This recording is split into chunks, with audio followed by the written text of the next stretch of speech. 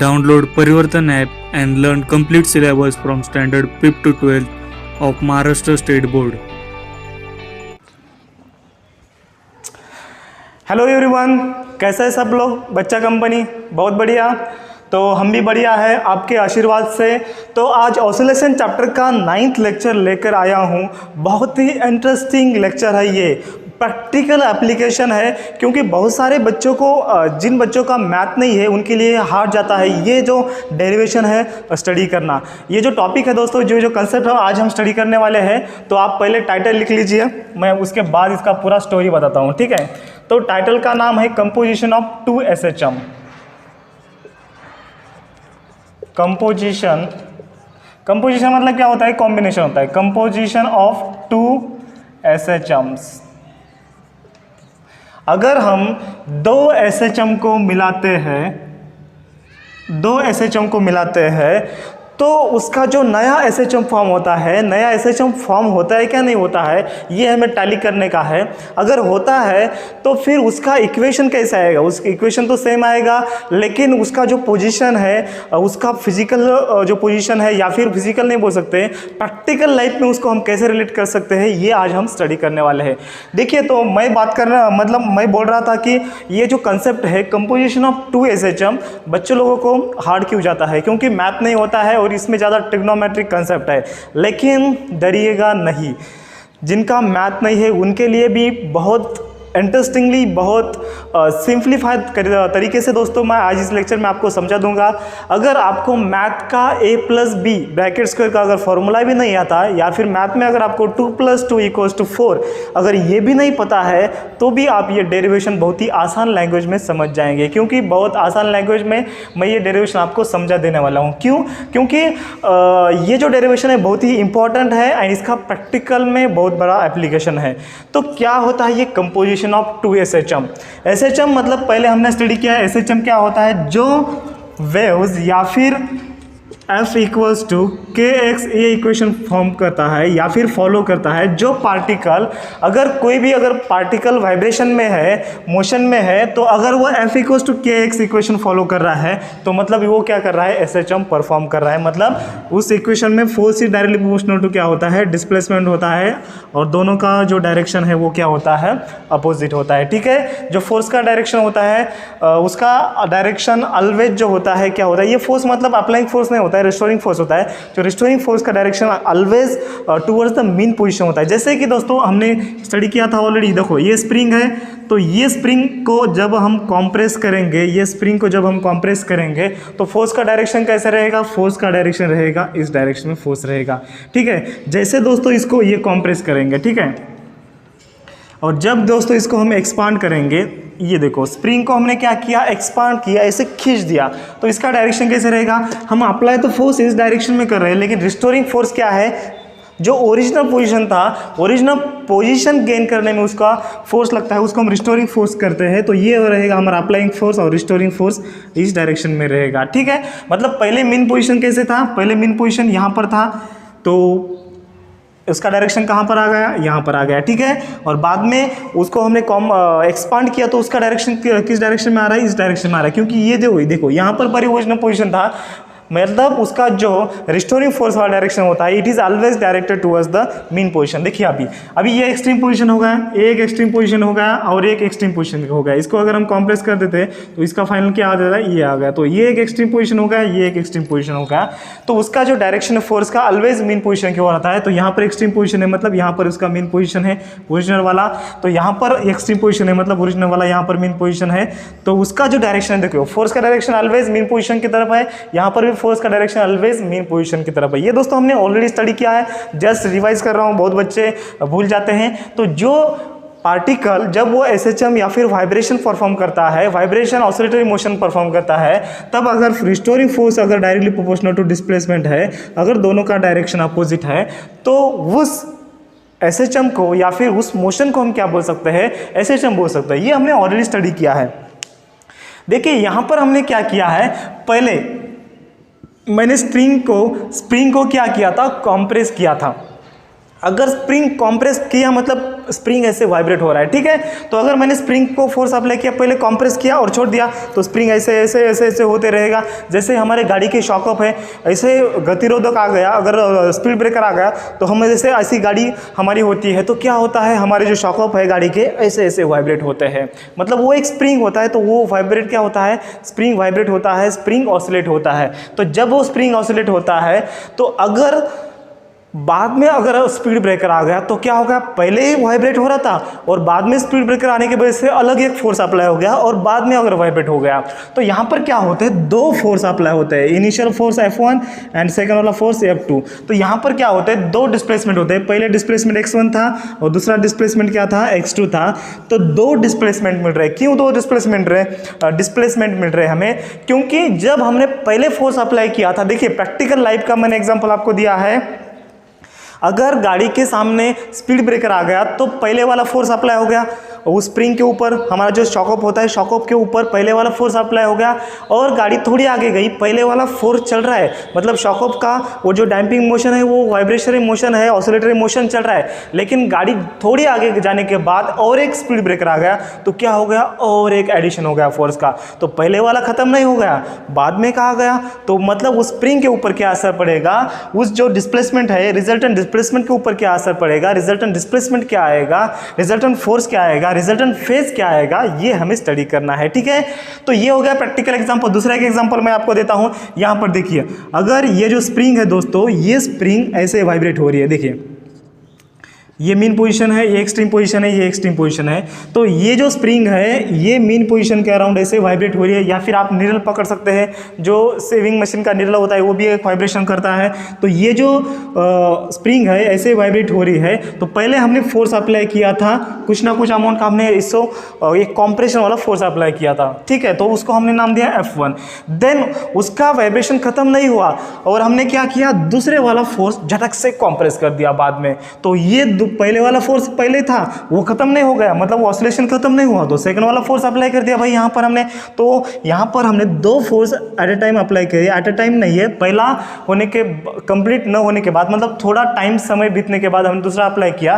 तो उस स्प्रिंग के ऊपर क्या असर पड़ेगा, स्प्रिंग का जो डिस्प्लेसमेंट है, रिजल्टेंट डिस्प्लेसमेंट क्या आएगा। अगर पहला हमने अप्लाई किया तो उसका डिस्प्लेसमेंट क्या आता है, x1 आता है, दूसरा अप्लाई किया तो x2 आता है। अगर दोनों को हम मिलाते हैं तो उसका जो रिजल्टेंट डिस्प्लेसमेंट है वो x क्या आएगा, उसका रिजल्टेंट एम्पलीट्यूड क्या आएगा, उसका रिजल्टेंट फेज क्या आएगा, ये हमें स्टडी करना है। तो पहले वाले का एम्पलीट्यूड क्या था, x1 = a1 sin omega t plus phi1। तो ये SHM का इक्वेशन डिस्प्लेसमेंट का, x1 = a1 sin omega t plus phi1। तो पहले वाले का एम्पलीट्यूड a1 था, दूसरे वाले का a2 sin omega t plus phi2। ये दूसरे वाले का ऐसे इसका डिस्प्लेसमेंट का इक्वेशन। तो पहले वाले का एम्पलीट्यूड a1 था, दूसरे का a2 था, लेकिन रिजल्टेंट एम्पलीट्यूड r हमने कंसीडर किया है। तो r का वैल्यू क्या रहेगा हमें फाइंड आउट करना है। बहुत ही इंटरेस्टिंग है। चलो डायरेक्टली विदाउट वेस्टिंग टाइम, ये दोस्तों आपको कंसेप्ट आ गया समझ में, और इसी को हम बोलते हैं सुपर पोजिशन ऑफ वेव्स।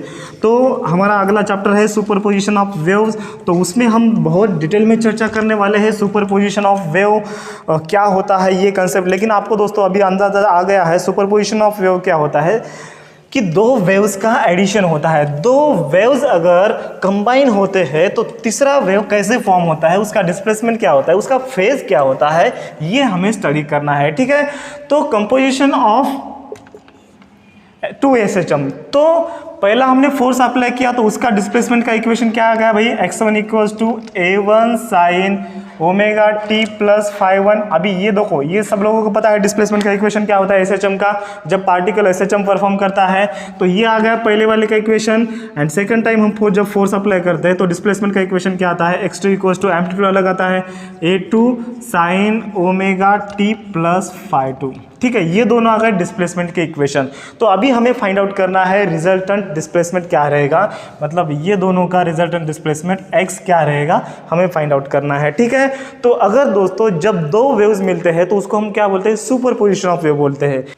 तो फ्रेंड्स सुपरपोजिशन ऑफ वेव मतलब क्या होता है, दो वेव्स यहाँ पर साथ में मिलते हैं तो रिजल्टेंट यहाँ पर इक्वेशन क्या आएगा डिस्प्लेसमेंट का, ये दोनों का एडिशन आता है, vector sum of the addition.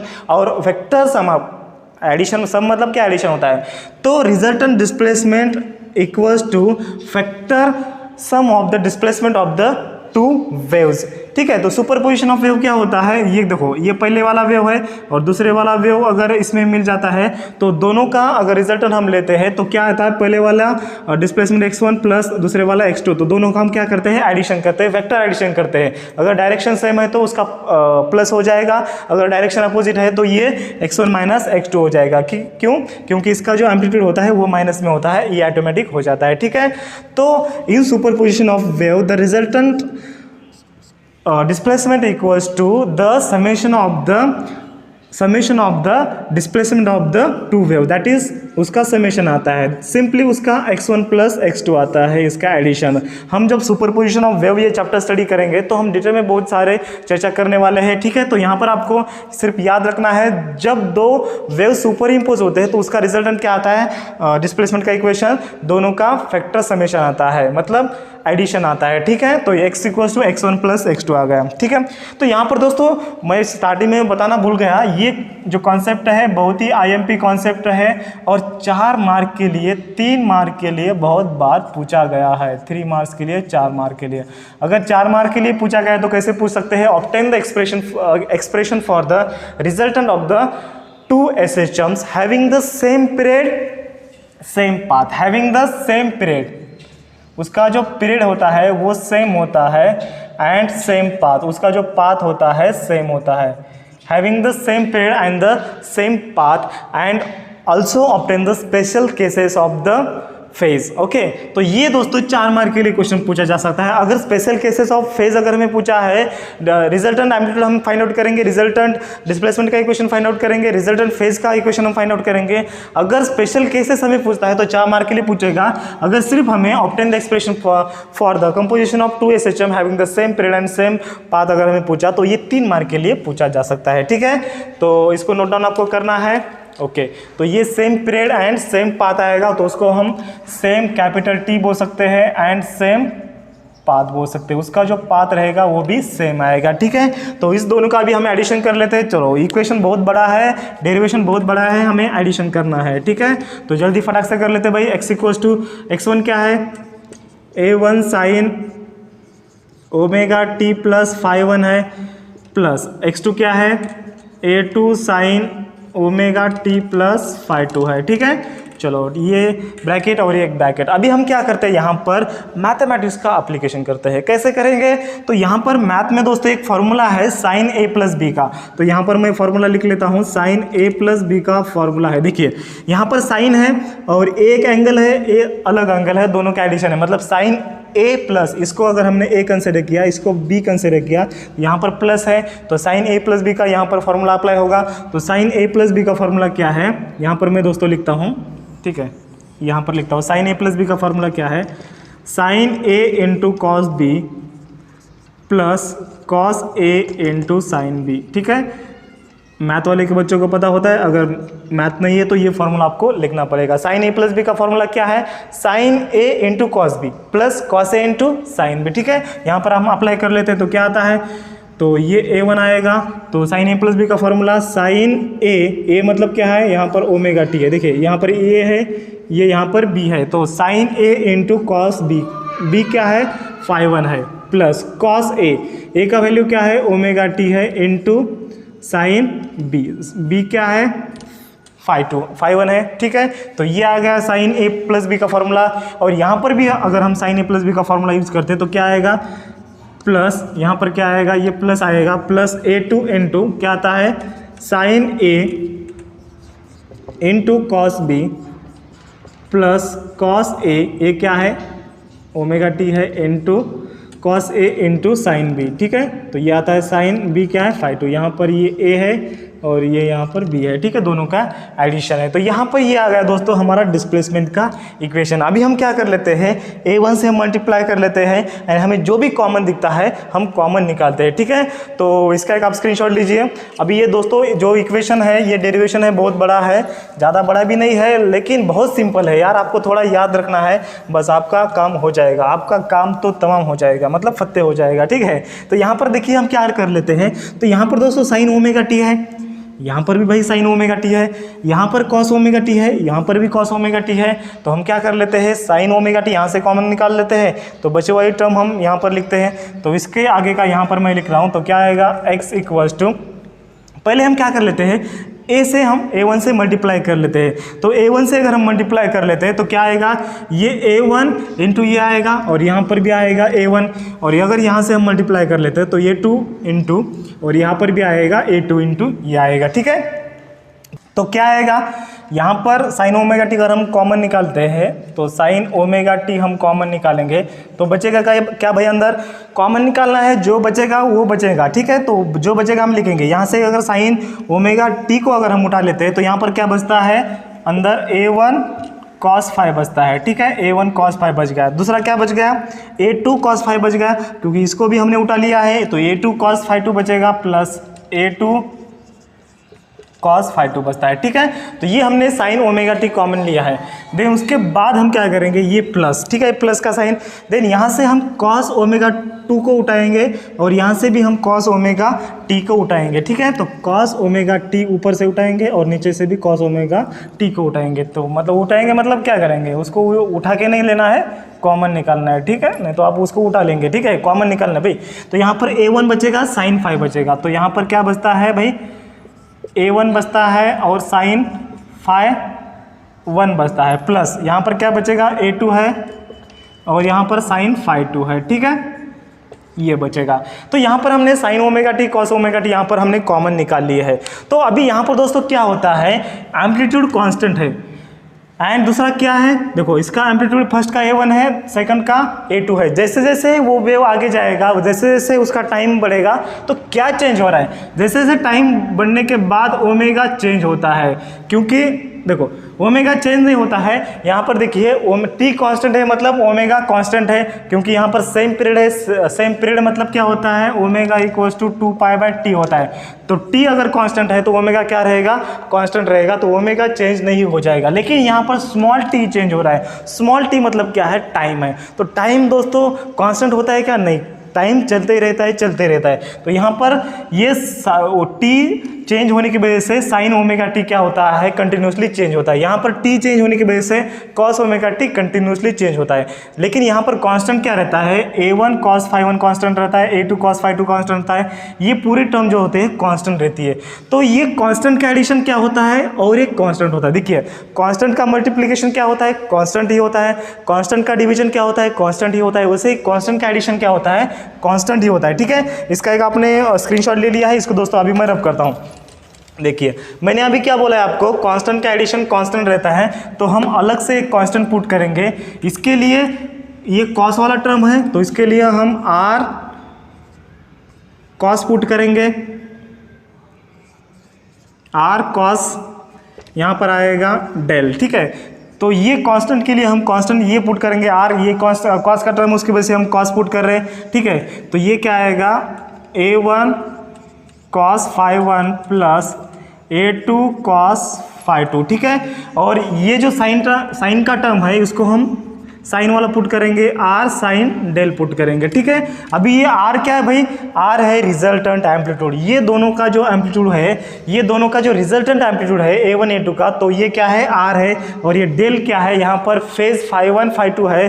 तो ये दोनों का फेज का जो रिजल्टेंट आता है, रिजल्टेंट फेज आता है डेल। ठीक है, तो ये r साइन डेल क्या आता है, यहाँ पर मैंने पुट किया है a1 sine phi 1 plus a2 sine phi 2।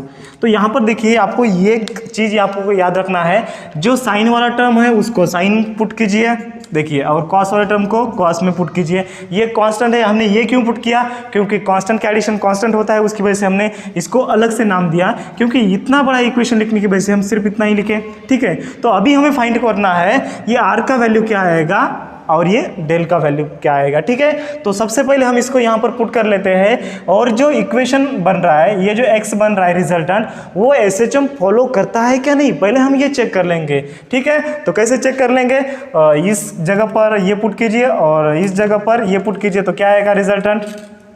सो इसको इक्वेशन नाम दिया, इसको इक्वेशन 2 नाम दिया।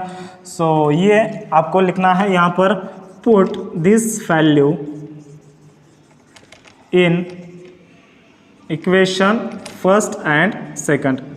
ठीक है, ये दोनों वैल्यू को आपको इक्वेशन फर्स्ट एंड सेकंड में साइमल्टेनियसली पुट करना है, रिस्पेक्टिवली पुट करना है। तो x इक्वल टू क्या आएगा, यहाँ पर बचेगा साइन ओमेगा टी इंटू ये क्या है, a1 cos 1 है, तो इसको हम क्या पुट कर रहे हैं, r cos डेल पुट कर रहे हैं। तो r को दोस्तों मैं सामने लिख सकता हूँ, ये r को अगर मैंने सामने लिखा तो क्या आएगा, ये sine omega T into cos del आता है। ठीक है, प्लस ये प्लस आ गया, तो ये cos omega T as it is आएगा, ये cos omega T as it is and a1 sine phi 1 plus a2 sine phi 2 का हम क्या पुट करेंगे, r साइन डेल पुट करेंगे। तो r को दोस्तों मैं यहाँ पर लिखता हूँ, तो यहाँ पर बचता है सिर्फ साइन डेल। ठीक है, तो यहाँ पर हम दोस्तों कॉमन क्या निकालेंगे, r को कॉमन निकालेंगे, क्योंकि यहाँ पर r है और यहाँ पर r है। ठीक है, तो यहाँ पर भी r है और यहाँ पर भी r है, तो r को हम कॉमन निकालेंगे तो क्या बचता है अंदर, sine omega T into cos del plus cos omega T into sine del बचता है। ठीक है, तो दोस्तों ये जो एक्सपांशन है इसको अगर हम फॉर्मूला में पुट कर दे, इसको हम कॉम्प्रेस कर दे, तो इसका वैल्यू आता है साइन, देखिए ये जो फॉर्मूला है साइन ए प्लस बी का है, तो ये ए एंगल है और ये बी एंगल है, ये ए एंगल है, ये बी एंगल है। साइन ए प्लस बी का फॉर्मूला क्या है, sine A into cos B plus cos A into sine B, तो ये फॉर्मूला फॉलो हो रहा है। तो यहाँ पर इसको हम ऐसे लिख सकते हैं ए प्लस बी, यहाँ पर b क्या है, डेल है। ठीक है, तो ये आएगा ये, तो ये हमारा बन गया फाइनल इक्वेशन। तो ये r कॉमन, तो ये जो एक्सपेंशन है इसको अगर हम कॉम्प्रेस कर दे तो ये नथिंग बट क्या है, साइन a प्लस बी है, तो ये a और ये b, तो फॉर्मूला यूज कीजिए sine A plus B, sine a into cos B मतलब sine omega T into cos del plus cos A cos omega T into sine del होता है। ठीक है, तो इसका एक्सपांशन को हमने क्या किया, कॉम्प्रेस किया। तो ये जो इक्वेशन है भाई, ये इक्वेशन किसका है, ये इक्वेशन किसका है यार, ये इक्वेशन तो एसएचएम का इक्वेशन है। कैसे, देखो एसएचएम का इक्वेशन क्या है, x equals to A sine omega T plus phi होता है। ठीक है, तो a मतलब क्या होता है, एम्पलीट्यूड होता है, तो यहाँ पर r मतलब क्या है, r मतलब रिजल्टेंट एम्पलीट्यूड है, ये दोनों एसएचएम का। ये x मतलब क्या है, दोनों एसएचएम को हमने क्या किया है, ऐड किया है, सुपर इम्पोज किया है। ठीक है, तो ये r मतलब क्या हो गया, ये दोनों एसएचएम का क्या है, एम्पलीट्यूड है। ये और ये डेल मतलब क्या होगा, ये फाइव मतलब क्या होता है, इनिशियल फेज होता है। तो यहाँ पर डेल मतलब क्या है, दोनों वेव्स का फेज डिफरेंस कितना है ये हमें बताता है ये डेल। ठीक है, तो ये इक्वेशन यहाँ पर हमें मिल गया है। तो ये इक्वेशन मतलब क्या होता है, एसएचएम का इक्वेशन होता है। ठीक है, तो इसके बाद आप लिख सकते हैं दिस इज इक्वेशन, उसके बाद आप लिख सकते हैं this equation is same as the equation of SHM, so that's why the resultant of the two SHM is also the SHM. ठीक है, मतलब दोनों वेव्स को या फिर दोनों वाइब्रेशन को अगर हम मिलाते देते हैं तो वो वाइब्रेशन जो रिजल्टेंट वाइब्रेशन है या फिर रिजल्टेंट ऑसिलेशन है वो भी क्या परफॉर्म करता है, वो भी एसएचएम परफॉर्म करता है, क्योंकि ये डिस्प्लेसमेंट का इक्वेशन फॉलो कर रहा है। ठीक है, क्योंकि ये स्टैंडर्ड फॉर्म का इक्वेशन फॉलो कर रहा है। ठीक है, तो आपको लिखना है क्या लिखेंगे, this equation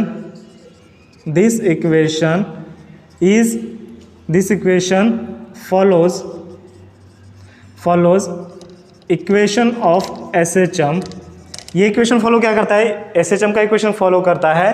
देयरफॉर उसके बाद आपको नीचे लिखना है देयरफॉर द रिजल्टेंट ऑफ और the combination of two SHMs are also the SHM. ठीक है, तो ये आपको लिखना है therefore combination of two SHM are also the SHM. ठीक है, आपको समझ में आ गया। तो हमने यहाँ पर टैली किया है कि दोनों एसएचएम को अगर हम मिलाते हैं तो तीसरा जो वाइब्रेशन है, तीसरा जो ऑसिलेशन है वो भी एसएचएम का इक्वेशन फॉलो करता है क्या नहीं है, वो भी एसएचएम फॉलो करता है क्या नहीं है, यस वो एसएचएम फॉलो करता है, एसएचएम परफॉर्म करता है। ठीक है, तो ये हमने अभी टैली किया है, लेकिन भाई हमारा मेन क्या है, डिस्प्लेसमेंट क्या रहेगा, रिजल्टेंट आर का वैल्यू क्या रहेगा और रिजल्टेंट फेज डेल क्या रहेगा, ये हमें फाइंड आउट करना है। ठीक है, तब तक आप इसका एक स्क्रीनशॉट लीजिए।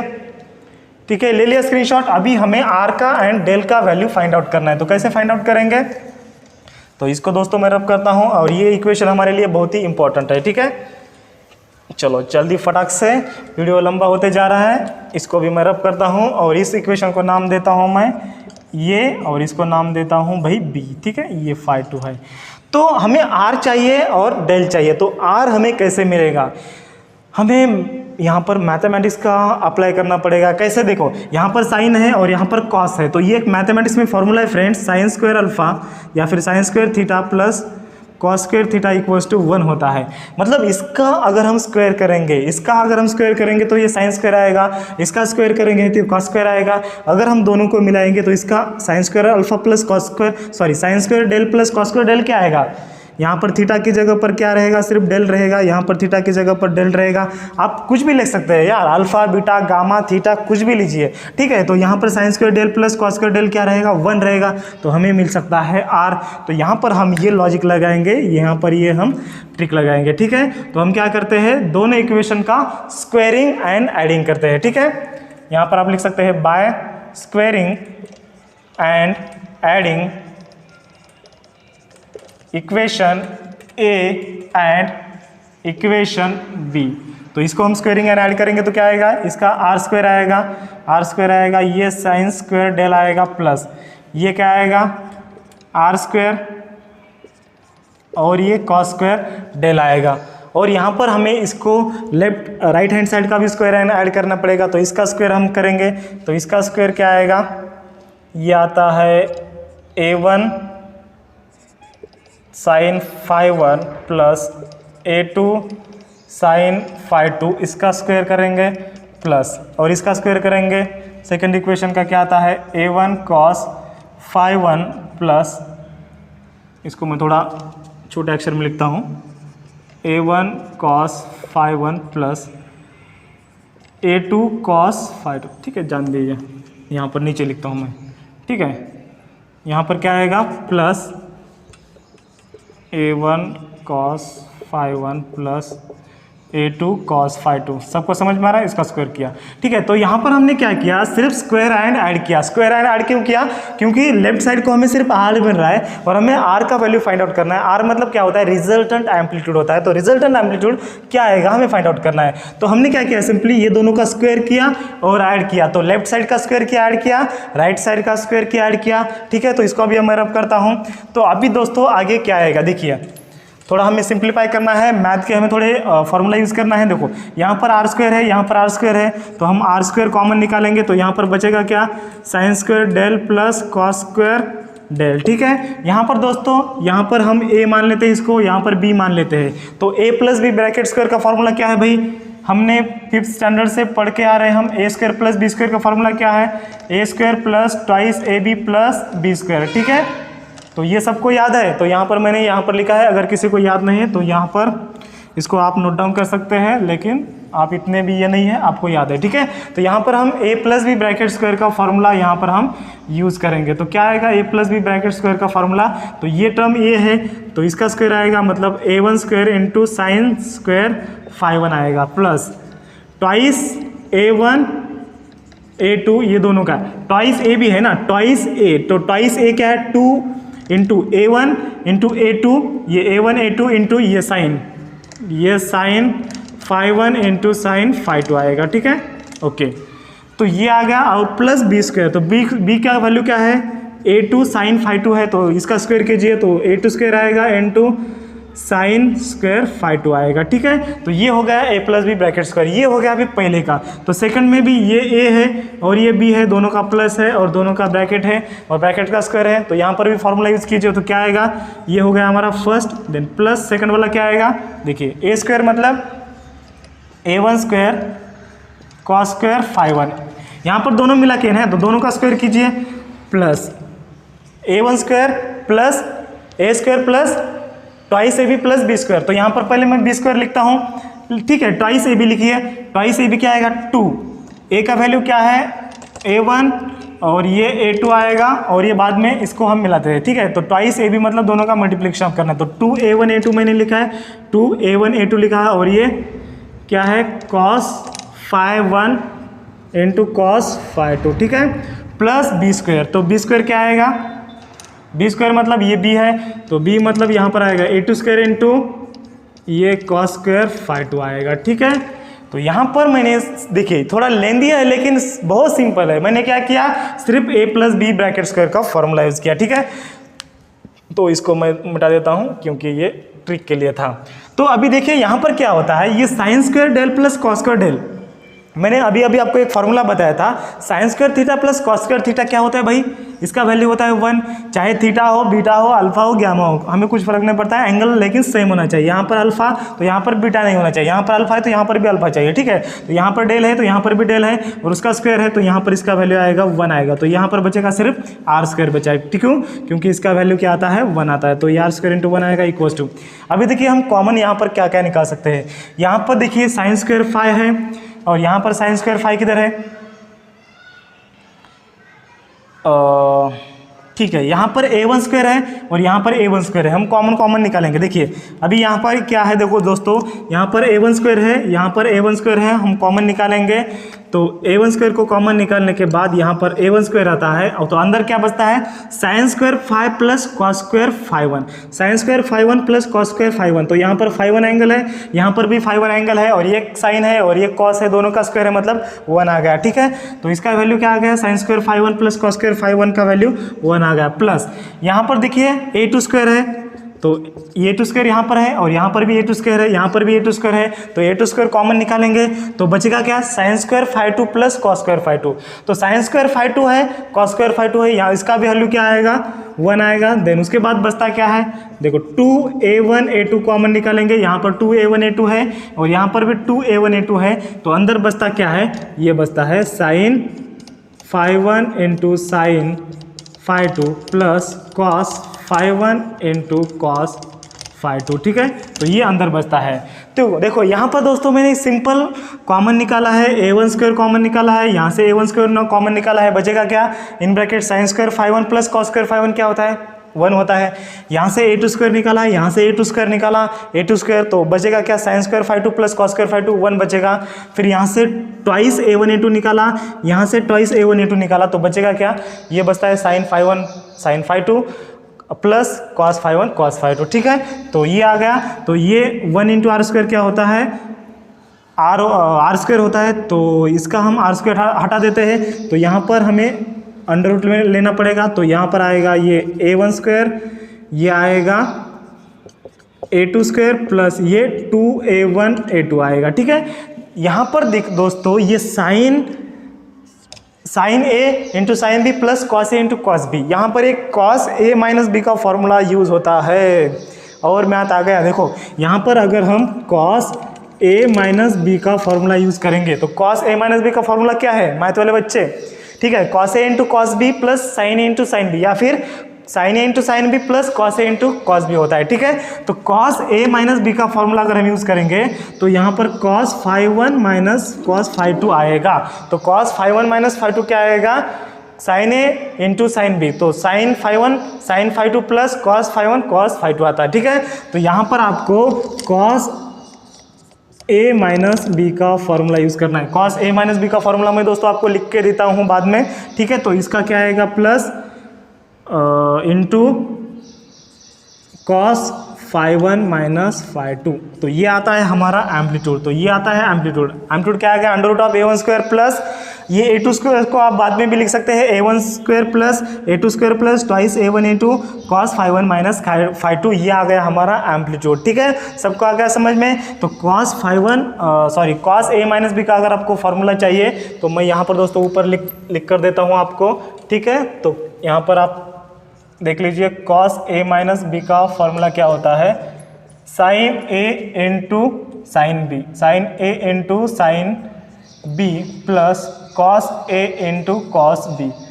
तो कॉस ए माइनस बी का फॉर्मूला क्या होता है, पहले साइन का एंगल होता है, देखो साइन और दोनों का एंगल, तो साइन 5 साइन 5 प्लस देन उसके बाद कॉस का एंगल होता है कॉस 5 माइनस 5। तो यहाँ पर ए की जगह पर हमने 5 पुट किया है और बी की जगह पर हमने 5 पुट किया, तो कॉस 5 माइनस 5 का फॉर्मूला क्या आएगा, सेम आएगा, sine 5 into sine 5 plus cos 5 into cos 5, ठीक है। तो यहाँ पर ये फॉर्मूला आप लिख सकते हैं कॉस ए माइनस बी का, ओके।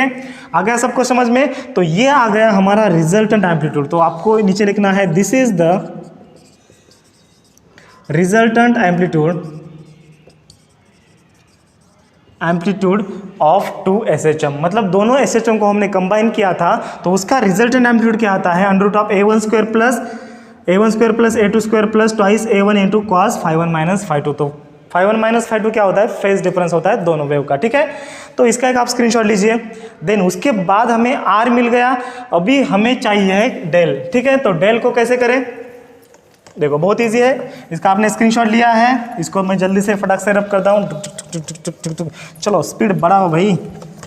ये दोस्तों डेरिवेशन बहुत इंपॉर्टेंट है, मैथ वाले बच्चों को जल्दी समझ में आता है, लेकिन बिना मैथ वाले बच्चे भी कुछ कम नहीं है, ठीक है। 2-3 ट्रिग्नोमेट्री के फॉर्मूले भाई उतना याद रखना है, बस आपको ये डेरिवेशन आ जाएगा, ठीक है।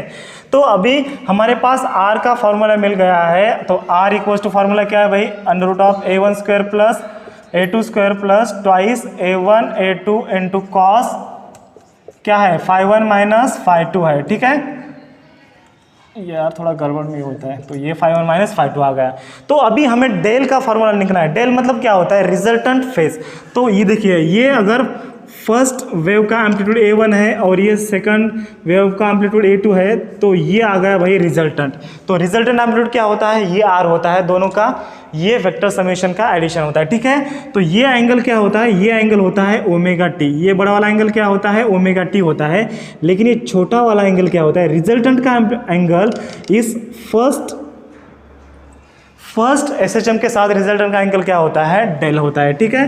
तो ये देखिए यहाँ पर ये जो एंगल होता है, ये छोटा वाला एंगल, यार ये क्या कर रहा हूँ मैं यहाँ पर, देखिए इसको मैं, देखिए थोड़ा पेन ये कर रहा है हमारा, साथ नहीं दे रहा आज, ठीक है। ये a1 a2 हो गया और रिजल्टेंट क्या है, ये रिजल्टेंट है, ठीक है। तो ये बड़ा वाला एंगल क्या होता है, बड़ा वाला एंगल होता है ओमेगा टी, और ये छोटा वाला एंगल रिजल्टेंट का एंगल a1 के साथ होता है भाई डेल। तो हमने अभी रिजल्टेंट पता कर लिया, हमें डेल पता होना चाहिए। डेल क्या आएगा, डेल मतलब phase difference of resultant with respect to the first SHM. तो क्या आएगा, तो हमारे पास दोस्तों इक्वेशन थे कौन से, ये देखो r साइन डेल का इक्वेशन था, क्या था, r साइन डेल का equation a1 sine φ1 plus a2 sine φ2 था, ठीक है। एंड r cos डेल का इक्वेशन क्या था, r cos डेल का a1 cos φ1 plus a2 cos φ2। ये cos मतलब यहाँ पर cos, ये साइन मतलब यहाँ पर साइन, ठीक है। तो यहाँ पर हमें डेल का, हमें पहले r का वैल्यू पता कर लिया। r का वैल्यू पता कैसे कर लिया, ये दोनों का हमने स्क्वायर किया, ये दोनों इक्वेशन का स्क्वायर किया, दोनों को मिलाया, हमें मिल गया वही r। अभी हमें डेल फाइंड आउट करना है। तो दोनों को अगर हम डिवाइड करेंगे तो क्या आ जाएगा, दोनों को अगर हम डिवाइड करेंगे तो r कैंसिल हो जाएगा एंड हमें डेल का वैल्यू मिल सकता है, ठीक है। तो ये हमारा इक्वेशन a था, ये इक्वेशन b था। तो डिवाइड इक्वेशन a/2, तो इसका डिवाइडेशन क्या आएगा, तो यहाँ पर मैं यहाँ पर लिखता हूँ, ठीक है, और ये इसका डिवाइडेशन यहाँ पर लिखता हूँ, ठीक है। तो ये आपको पहले सेपरेट इक्वेशन लिखना है, देन उसके बाद आपको लिखना है डिवाइड इक्वेशन a/b। तो क्या आएगा, यहाँ पर r कैंसिल हो जाएंगे, तो साइन बाय कॉस क्या आता है, टैन आता है। तो टैन डेल इक्वल्स टू क्या आता है, a1 sine φ1 plus a2 sine φ2 upon a1 cos φ1 plus a2 cos φ2। इतना बड़ा इक्वेशन है, ठीक है। तो डेल इक्वल्स टू क्या आएगा, डेल इक्वल्स टू आता है, इस टैन को अगर हम उधर शिफ्ट करेंगे तो टैन का टैन इनवर्स होता है। तो टैन इनवर्स क्या हो जाएगा, tan inverse of a1 sine, ये एज इट इज लिखना है, sine φ1 plus a2 sine φ2 upon a1 cos φ1 plus a2 cos φ2, ठीक है। ये 2 आ गया, ठीक है, आ गया सबको समझ में, ये a2 है, ओके। तो ये हमारे पास मिल गया डेल का इक्वेशन। तो डेल क्या है समझ में आ गया। देखो r क्या है, ये दोनों एम्पलीट्यूड का रिजल्टेंट है भाई r, और डेल क्या है, फर्स्ट के साथ रिजल्टेंट का एंगल क्या होता है, ये होता है डेल, बस इतना याद रखना है आपको, ठीक है। डेल मतलब क्या होता है, रिजल्टेंट का एंगल फर्स्ट के साथ, ओके। तो ये आ गया हमारा r का फॉर्मूला एंड ये आ गया हमारा डेल का फॉर्मूला, ठीक है। ये हमें फाइंड आउट करना है। तो यहाँ तक आपको 3 मार्क मिलेंगे। अभी हमें देखना है स्पेशल केसेस, ठीक है, ओके। ले लिया स्क्रीनशॉट। अभी हम स्पेशल केसेस देखने वाले हैं। 2 मिनट का सिर्फ टाइम है हमारे पास, 2 मिनट में स्पेशल केसेस देखेंगे। 1 मार्क के लिए पूछा जा सकता है ये स्पेशल केसेस। तो फर्स्ट स्पेशल केस क्या रहेगा, यहाँ पर मैं लिखता हूँ, अगर 2 SHM मतलब 2 SHM थे, ठीक है, अगर 2 SHM इन फेज है, ठीक है, if 2 SHMs are in phase, अगर दो जो SHM है फेज में है एंड दोनों का फेज डिफरेंस कितना है, φ1 माइनस φ2 कितना है, फेज डिफरेंस 0 है। तो φ1 माइनस φ2 0 है। तो ये दोस्तों इंडिकेट क्या करता है कि ये जो दो SHM स्टार्ट होंगे तो ये सेम पोजीशन से स्टार्ट होंगे। कैसे, देखो यहाँ पर ये मीन पोजीशन है, ये एक्सट्रीम पोजीशन है, ये एक्सट्रीम पोजीशन है। ये जो पार्टिकल है ये ऑसिलेट हो रहा है अबाउट इट्स मीन पोजीशन है, ये SHM परफॉर्म कर रहा है। तो ये दोस्तों जब यहाँ था तो हमने फोर्स अप्लाई किया F1, और जब बाद में कुछ टाइम समय बीतने के बाद जब ये यहाँ आएगा और यहाँ आने के बाद अगर हम फोर्स अप्लाई करते हैं F2 और ये सेम डायरेक्शन यहाँ जाता है, इस डायरेक्शन में जाता है, तो दोनों का फेज डिफरेंस क्या हो गया, 0 हो गया। ठीक है, तो जब दोनों का फेज डिफरेंस 0 होता है और दोनों इन फेज आते हैं तो उसका रिजल्टेंट एम्पलीट्यूड क्या आएगा, R इक्वल्स टू, तो कॉस यहाँ पर आपको 0 पुट करना है, R equals to under root of A1 square plus A2 square. तो कॉस 0 क्या आता है, कॉस 0 डिग्री आता है 1। तो यहाँ पर कॉस φ1 माइनस φ2 का वैल्यू क्या आता है, 1 आता है। तो ये आता है 2A1 इंटू A2। ठीक है, तो यहाँ पर आ गया इंटू 1, क्योंकि cos φ1 माइनस φ2 कितना है, 0। तो cos 0 का वैल्यू क्या है, 1 है। तो यहाँ पर मैं नहीं लिखता हूँ। ठीक है, तो इसको दोस्तों अगर हम ऐसे लिखे, ये क्या है, A1 square plus twice A1 A2 plus A2 square, मतलब A1 प्लस A2 का ब्रैकेट स्क्वायर है। ठीक है क्या नहीं है, A1 प्लस A2 का ब्रैकेट स्क्वायर मतलब ये होता है। ठीक है, तो ये क्या आ गया, प्लस और माइनस A1 प्लस A2 आ गया। ठीक है, तो अंडर रूट का वैल्यू जो होता है प्लस और माइनस होता है, क्योंकि देखो अगर हम इसका स्क्वायर करेंगे तो इसका एक तो प्लस आएगा, इसका जो स्क्वायर है तो क्या आएगा, इसका माइनस आएगा। ठीक है, तो ये plus minus A1 plus A2 होता है। अगर इफ इसमें अगर special condition A1 equals to अगर A2 रहता है तो A1 की जगह पर अगर हमने A2 पुट किया and equals to A put किया तो R का वैल्यू क्या होता है, A प्लस A क्या होता है, 2A होता है। तो उसका जो एम्पलीट्यूड रहेगा क्या होगा, डबल हो जाएगा।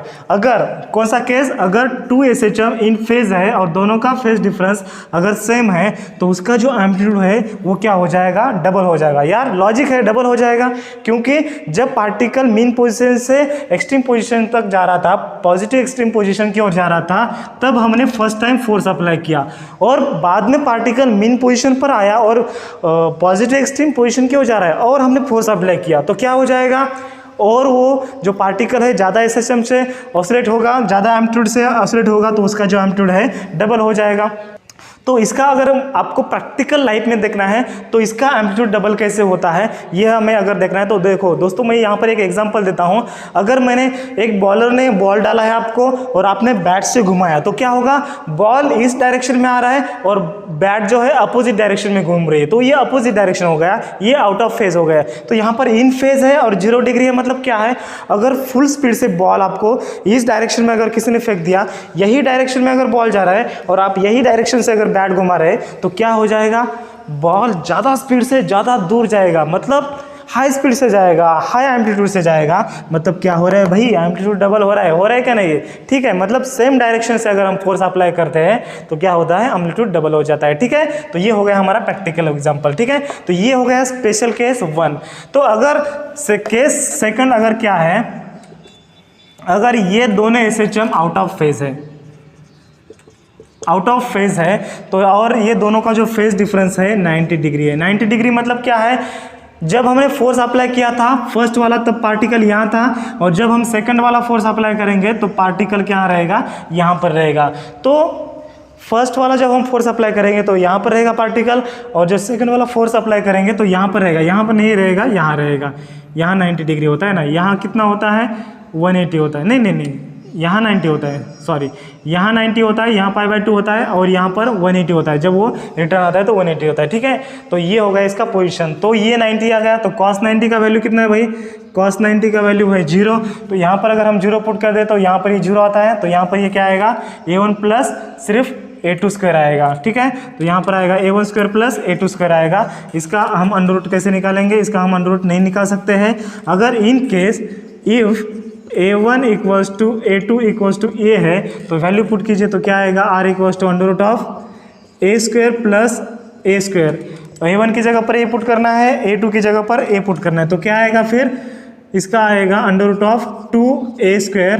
तो ये क्या आएगा, आर इक्वल्स टू ये √2 as it is A square का वैल्यू आता है ए, तो इसका जो एम्पलीट्यूड बनता है तो क्या एम्पलीट्यूड बनता है, थोड़ा कम बन रहा है, मतलब पहले वाले केस से थोड़ा कम बन रहा है। पहले वाले डबल बना था, आर इक्वल्स टू 2 टाइम्स ए था, इस केस में क्या बना है √2। √2 का वैल्यू क्या होता है आपको तो पता है, √2 का वैल्यू क्या होता है 1.4 होता है, ठीक है 1.414 होता है। तो √2 का वैल्यू मतलब 1.4 टाइम्स ए हो रहा है, मतलब 1.5 पट हो रहा है। पहले 2 पट हो रहा था, 2 गुना ज़्यादा हो रहा था, अभी क्या हो रहा है 1.5 गुना ज़्यादा हो रहा है। मतलब अगर पार्टिकल यहाँ से यहाँ गया, अगर हम फोर्स अप्लाई करते हैं सेकंड वाली कंडीशन और ये आउट ऑफ फेज है तो क्या आएगा एम्पलीट्यूड, डबल नहीं हो जाएगा, एम्पलीट्यूड 1.5 गुना ज़्यादा बढ़ेगा, ठीक है। तो ये हो गया हमारा सेकंड केस, ठीक है। अभी लास्ट केस बचा है, अगर if 2 SHMs are out of phase और दोनों का जो एंगल रहेगा, अगर फेज डिफरेंस 180 रहेगा तो cos 180 की वैल्यू कितनी है भाई, cos 180 डिग्री की वैल्यू है -1। तो यहाँ पर अगर हम -1 पुट कर दूँ तो क्या आएगा इसका equation, r equals to a1² plus a2² minus twice a1 a2 आएगा, ठीक है। तो ये मतलब क्या होता है, देखिए ये मतलब क्या होता है √ऑफ ये a1 माइनस a2 स्क्वायर का एक्सपेंशन है ना, a1 माइनस a2 स्क्वायर क्या होता है a1² minus twice a1 a2 plus a2 square. तो इसका अगर हम √ निकालेंगे तो क्या आएगा, ये mod of a1 minus a2 आता है। ये हमने मॉड क्यों लिया, क्योंकि यहाँ पर देखिए ये दोनों का जो डिफरेंस है ये ऑलवेज पॉजिटिव आना चाहिए, a1 माइनस a2 क्या आना चाहिए, ऑलवेज पॉजिटिव आना चाहिए, ठीक है। तो अगर दोस्तों यहाँ पर अगर a1 इक्वल्स टू a2 होता है तो क्या होता है, if in case a1 equals to a2 equals to अगर a है तो r क्या आएगा, r equals to mod of a minus a equals to क्या आता है 0 आता है, ठीक है। मतलब रिजल्टेंट एम्पलीट्यूड क्या आ रहा है, रिजल्टेंट एम्पलीट्यूड 0 आ रहा है। मतलब केस कैसे है, देखो हमने पार्टिकल यहाँ से स्टार्ट किया, यहाँ से ये हमने फोर्स अप्लाई किया तो पार्टिकल यहाँ से यहाँ गया, और फिर अगर ये यहाँ से यहाँ आता है और इस डायरेक्शन में जाता है तो अगर हम बाद में इस डायरेक्शन में फोर्स और इस डायरेक्शन में अगर हम फोर्स अप्लाई करते हैं तो पार्टिकल क्या हो जाएगा, रेस्ट कंडीशन में आ जाएगा, ठीक है। तो ये हो गया हमारे दोस्तों स्पेशल केसेस, 3 केसेस हैं, ये 3rd नंबर का केसेस है और ये 4 मार्क के लिए क्वेश्चन बहुत बार बोर्ड में आ चुका है। तो थोड़ा लेंदी था, थोड़ा लंबा था, लेकिन हार्ड नहीं था, ठीक है। तो सबको आ गया समझ में। तो ऐसे ही इंटरेस्टिंग वीडियो देखने के लिए इस चैनल को सब्सक्राइब कीजिए और हमारा हौसला बढ़ाने के लिए इस वीडियो को ज़रूर लाइक कीजिए। So thank you friends. Download Parivartan app made by Super Excellence Academy to watch more curriculum videos.